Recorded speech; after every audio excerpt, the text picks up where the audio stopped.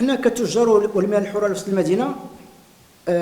طلب النداء ديال التجار، وعقدنا واحد الاجتماع يوم السبت اللي خرجنا بواحد الخلاصه، هو بان غادي يكون واحد يوم الاضراب، واحد يوم الاغلاق اللي هو غادي يكون يوم الخميس المقبل ان شاء الله.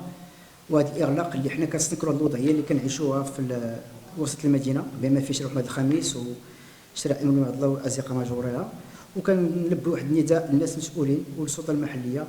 باش يشوفوا الحل لهذا المشكل اللي عندنا ديال البائع مجهولين هذه الفراشه اللي جاو استعمروا ديك البلاصه اللي صراحه حنا دوك الناس ماشي ضدهم، حنا ضد الفوضى ضد السيبه، لان اللي عقل حنا كتجار كنخلصوا الواجبات ديالنا في المحلات ديالنا جالسين، وحين اخرين كيخدموا بمارشي باراليل، لان سي با دي مارشون سي دي كوميرسون امبولون اللي كيحطوا واحد القدر مهم ديال السلعه.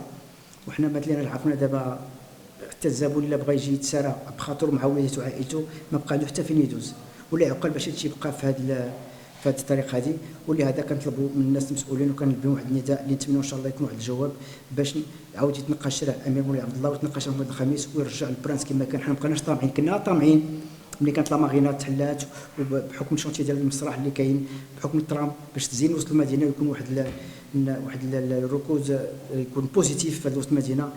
بحكم كاين المراكز التجاريه اخرى تحلات، دونك خصنا نعاود نحيو ديك البلاصه اللي هي قلب نابض ديال الدار البيضاء وسط المدينه بحكم الفنادق الكبرى. كنتمنوا باش يكون واحد